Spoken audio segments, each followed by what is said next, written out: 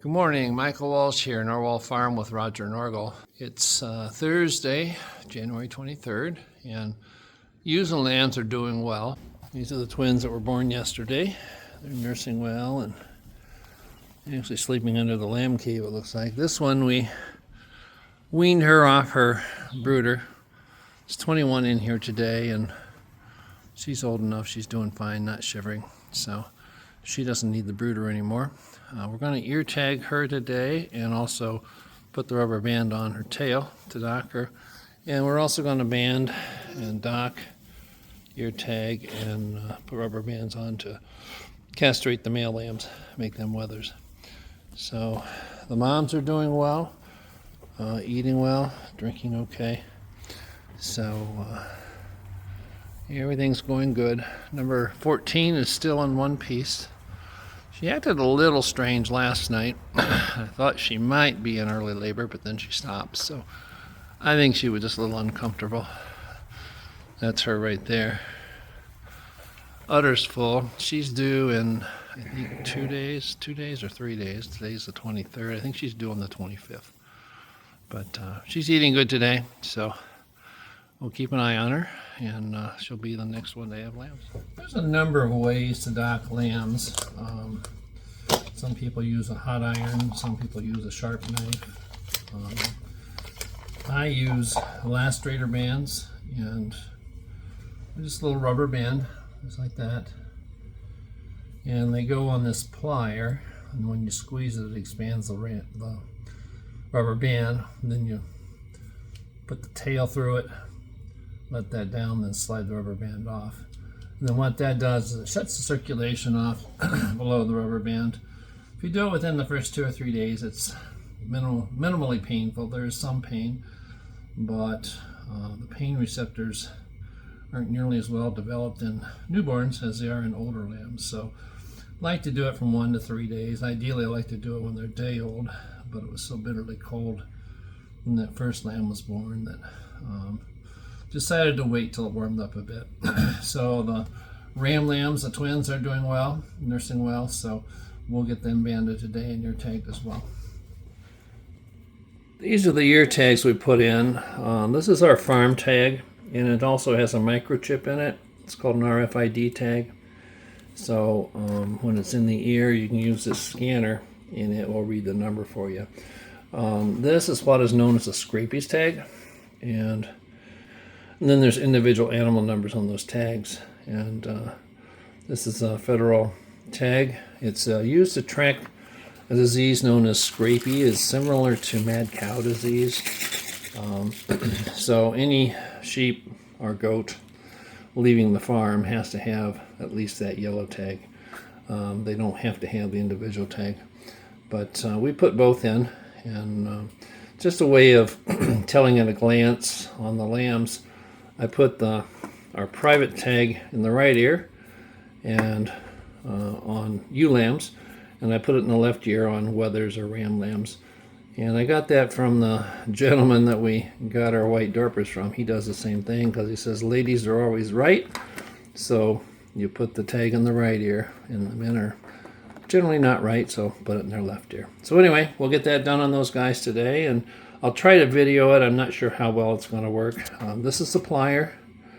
Just slide that into. You can see the round in there, square in there, and so that seats that right in there for us. So we'll get started and get that done. The other thing we do is we mark the ewe and the lamb with the same back number, and I just go in birth order. So the ewe lamb will be number 1, the twins will be number 2, and then we put the corresponding number 1 and 2 on their mothers. I used to use a spray paint, and the only one I could find when I'd spray it on the lambs, it was actually irritating. You could see it was painful.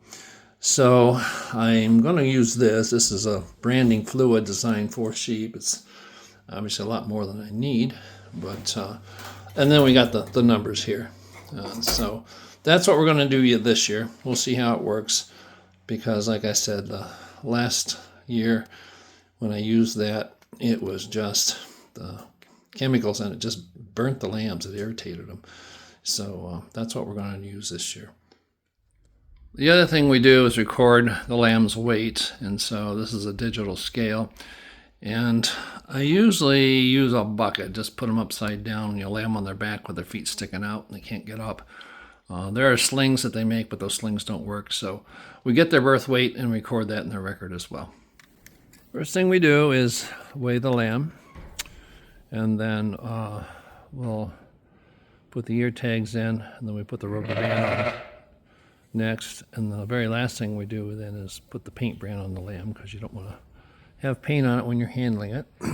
And then on the ewe, we will trim her feet, check them, and trim them if they need it. And then we'll put the paint brand on her, the last thing we do with her.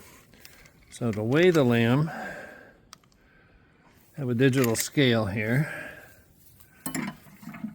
And I weigh the bucket, 2.5 pounds, 2.49. So we'll get that done. I can't hold this and weigh the lamb at the same time, I don't think. Let me see what I can do.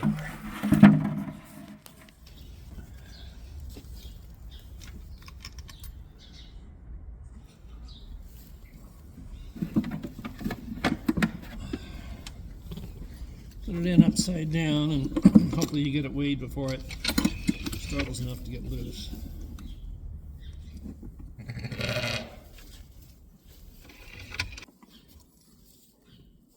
So it's 15.29, so 2.5 from 15.29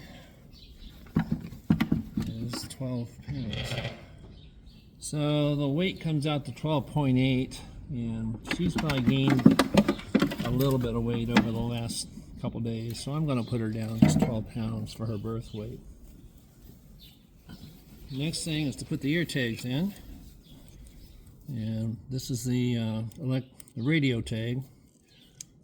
It's our private flock number on it, or individual number.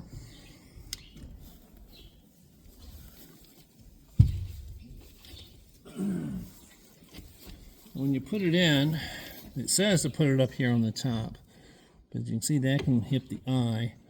Plus, they tend to catch it on things, so I put it on the underneath side.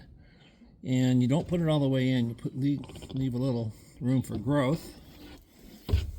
So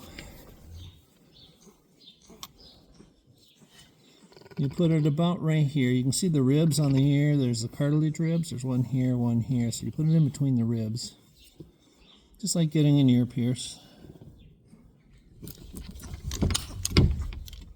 There's one. Get the scrapey tag in now.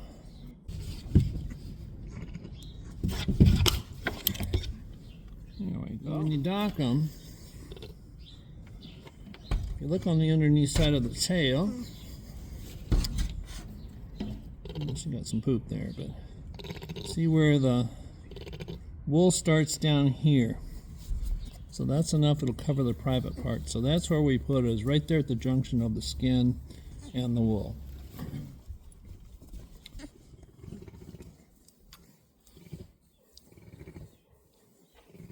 And you put the tail through there, kind of.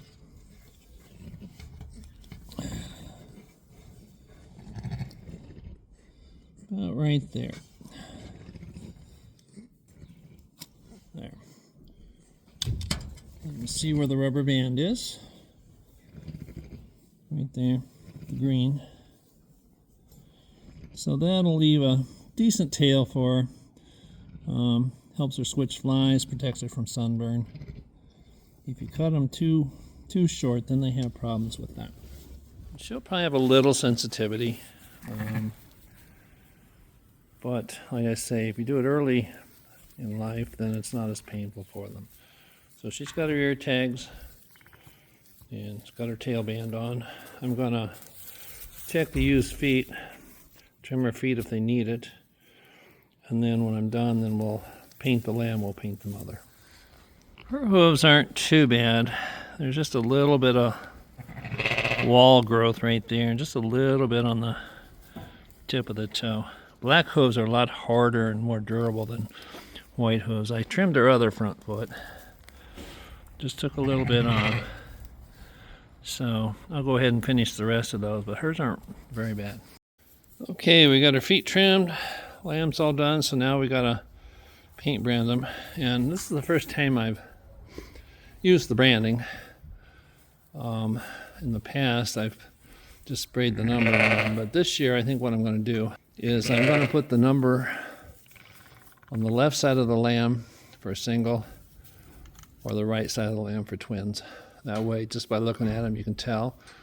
And we don't have a huge flock, but if you got a lamb not doing well, instead of catching the, looking at the ear tag or whatever, you can just look at the paint brand on the lamb, and then that gives you an idea which mother it is, and maybe the mother's got some mastitis or something, and so that may be going on. So lamb's feeling just a little bit of discomfort there. That only lasts just a few minutes, and that goes numb, and they're fine. So mom has her mark up top. Baby's got it on the side there. I've already changed my mind on how I'm going to mark these because I just happen to think it's going to rub against her and smear it. So I'll put the singles up over the shoulders and then the twins over the pelvis. These guys are all processed here.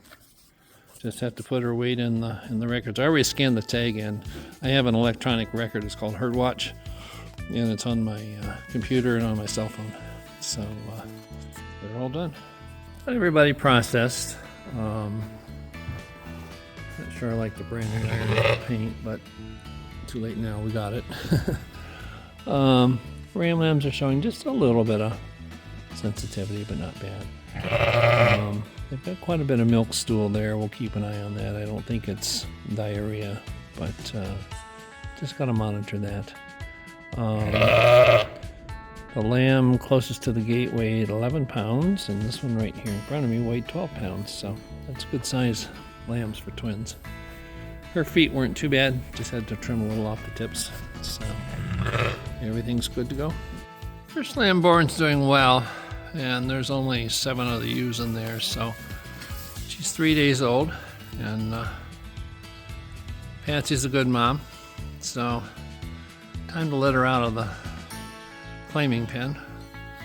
She'll get more exercise, and Patsy will be more at ease. She'll eat and drink with the other ewes.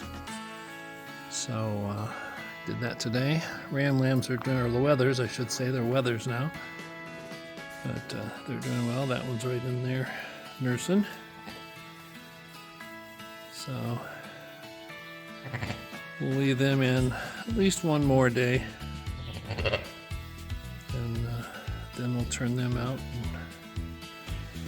and let them figure out how to follow mom too. Usually leave the twins in longer. I might leave them in 4 days. I left Patsy's in a little bit longer because it was so cold, but she'll do fine. The main thing is that we don't spook the other ewes and she gets trampled, but she'll figure out her place to stay and she'll follow mom. And Patsy's looking out after her.